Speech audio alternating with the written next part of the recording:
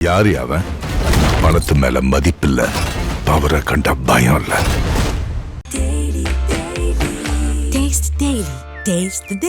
தமிழ் சினிமாவில் எந்த ஒரு மேடையிலையும் சரி, எந்த ஒரு பொது இடத்துலையும் சரி, ஒருவருக்கு ஒருவர் விட்டு கொடுக்காம இருக்கிற ஒரே நடிகர்கள் யாருன்னா சூப்பர் ஸ்டார் ரஜினிகாந்த் அவர்களும் உலகநாயகன் கமலஹாசன் அவர்களும் தான்.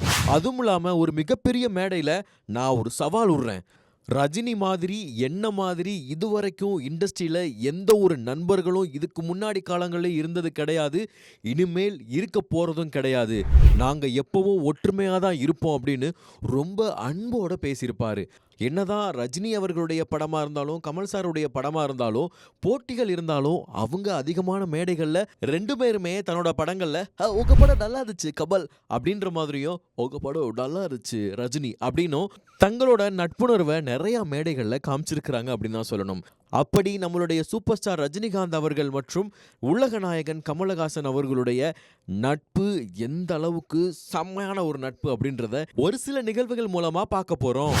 முதல்ல லோகேஷ் கனகராஜ் இயக்கிய விக்ரம் படத்துடைய ஒரு விழாவில் ஒரு பத்திரிகையாளர் கேட்குறாங்க, நீங்கள் ரஜினி சார் கூட நடிச்சு ரொம்ப வருஷம் ஆச்சு, ஏன் நீங்கள் நடிக்க மாட்டீங்க, நடிக்கலாமே அப்படின்னு சொல்லும்போது முதல்ல நாங்கள் ரஜினி சார்கிட்ட கேட்கணும், அப்புறம் அவர் ஓகே சொல்லணும், அதுக்கப்புறம் லோகேஷ் கனகராஜ் ஓகே சொல்லணும், அதுக்கப்புறம் நாங்கள் 3 பேர் சேர்ந்து உங்களுக்கு ஓகே சொல்லணும் அப்படின்னு சொல்லும்போது, சார் உங்களுக்கு நடிக்க விருப்பம் இருக்கா இல்லையா அப்படின்னு கேட்டப்ப, ஐயோ தாராளமாங்க, நான் எப்போவுமே தயார் தான், அவர் கூட நடிக்கிறது எனக்கு ரொம்ப பிடிக்கவும் செய்யும், நான் எப்பவுமே தயாரா இருக்கேன் அப்படின்னு மிகப்பெரிய மேடையில் ரொம்ப அழகா சொல்லியிருப்பாரு அப்படின்னு தான் சொல்லணும்.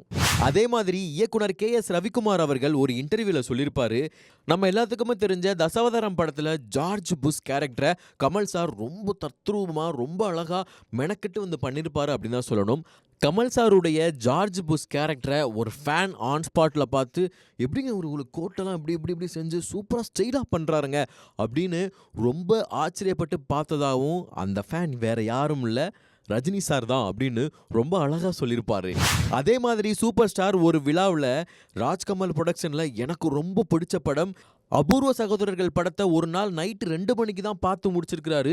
படத்தை பார்த்து முடிச்ச உடனே நான் உடனே கமலை பார்த்தே ஆகணும்னு அடம்பிடிச்சு கரெக்டாக 2:30க்கு தூங்கிக்கிட்டு இருந்த கமலை அவர் வீட்டில் போய் எழுப்பி, என்னங்க எப்படி படம் பண்ணியிருக்கிறீங்க, சூப்பராக இருக்குங்க, எப்படிங்க அந்த டெக்னாலஜிலாம் பண்ணீங்க அப்படின்னு சொன்னதோட, நீங்கள் என்னோட வயசில் சின்னவராக இருக்கிறீங்க, இல்லைன்னா உங்கள் காலில் விழுந்திருப்பேன் இந்த படைப்புக்காக அப்படின்னு ரொம்ப ஆள் மனசுல இருந்து பாராட்டி இருக்கிறாரு அப்படின்னு தான் சொல்லணும்.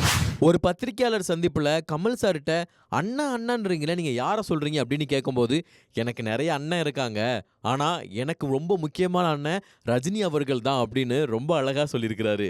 கமல் சார் சார்லி செல்லப்பா அப்படின்ற ஒரு கேரக்டரில் சார்லி சாப்ளின் அவர்களுடைய கதாபாத்திரமாகவே ஒரு படத்தில் நடிச்சிருப்பாரு.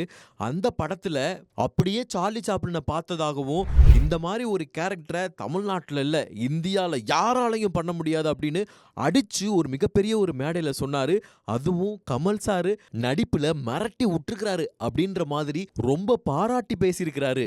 தளபதி படத்துடைய டைட்டில் வந்ததுக்கு அப்புறமா முதலாக கமல் சார்ட்ட தான் ரஜினி சார் சொல்லியிருக்காரு, அப்போ என்னோட அடுத்த படத்தோட டைட்டில் தளபதி அப்படின்னு சொல்லியிருக்காரு. ஆனால் கமல் சாருக்கு கணபதி அப்படின்னு கேட்டிருக்கு. என்னங்க இது நல்லாவே இல்லையே, இது விநாயகர் சதுர்த்தி மாதிரி ஆயிர போதுங்க அப்படின்னு சொல்லவும், என்னங்க சொல்கிறீங்க தளபதிங்க, ஓ தளபதியா, ஓ சூப்பருங்க, நல்லா இருக்குங்க டைட்டில், ஆசமாக இருக்குங்க அப்படின்னு ரொம்ப அழகாக சொல்லியிருக்கிறாங்க. ஸோ அப்போவே அவங்களுடைய நட்புணர்வு எவ்வளோ அழகாக இருக்குது அப்படின்னு தெரியுது. அதுவும் இல்லாமல் ரஜினி சார் கமல் சாருடைய ஆக்டிங் பற்றியும் கலைத்தாய் அவரை எந்த அளவுக்கு வச்சிருக்காருன்றதை பற்றியும் ரொம்ப அழகாக ஒரு மேடையில் சொல்லியிருப்பாரு. அது என்னன்னா, கலைத்தாய் நம்ம எல்லாரையும் கையை பிடிச்சி தான் கூட்டு போகிறாங்க, ஆனால் கமலை அவங்களுடைய தோள் மேலே தூக்கிட்டு போகிறாங்க அப்படின்னு ரொம்ப அழகாக கமல் சாரோட கலை ஞானத்தை குறிப்பிட்டிருப்பாரு. முக்கியமாக 2 பேருமே பொதுவாக எல்லா மேடைகளையும் சொல்கிறது என்னன்னா, நம்ம வாழ்க்கையில் டைம் ரொம்ப முக்கியம் அப்படின்றத அடிக்கடி மென்ஷன் பண்ணுவாங்க. முக்கியமாக ரஜினி சார் அம்மா அப்பா எவ்வளவு முக்கியமோ அதே மாதிரி நம்ம வாழ்க்கையில் நேரமும் ரொம்ப முக்கியம், அதை நீங்கள் சரியாக பயன்படுத்தணும் அப்படின்னு சொல்லியிருப்பாரு. அதே மாதிரி தான் கமல் சாரும் டைம் அப்படின்றது ரோமன் சீசர் மாதிரி அப்படின்னு ரொம்ப அழகான ஒரு விஷயத்தை கம்பேர் பண்ணி நேரத்தோட முக்கியத்துவத்தை சொல்லியிருப்பாரு. இதே மாதிரி அவங்க 2 பேர்த்துக்கும் ஒத்து போகிற ஒரு விஷயம் என்னன்னா, கடின உழைப்பும் திறமையும் தான் சொல்லணும்.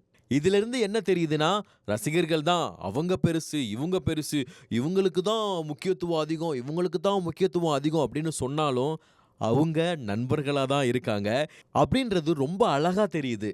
நம்மளுடைய சூப்பர் ஸ்டார் ரஜினிகாந்த் அவர்கள் மற்றும் உலகநாயகன் கமல்ஹாசன் அவர்களுடைய நட்பை பத்தி நீங்க என்ன நினைக்கிறீங்க அப்படின்றத கீழே கமெண்ட் பாக்ஸ்ல போடுங்க. அதுவும் இல்லாம இப்ப இருக்க நடிகர்கள் யாரு சிறந்த நட்புணர்வோடு இருக்காங்க அப்படின்றதையும் கீழே கமெண்ட் பாக்ஸ்ல போடுங்க.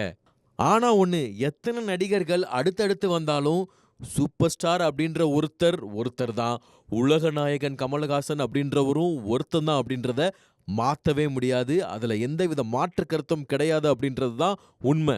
யாரு அவன்? பணத்து மேல மதிப்பில்ல, பவரை கண்ட பயம் இல்ல. Taste the Daily.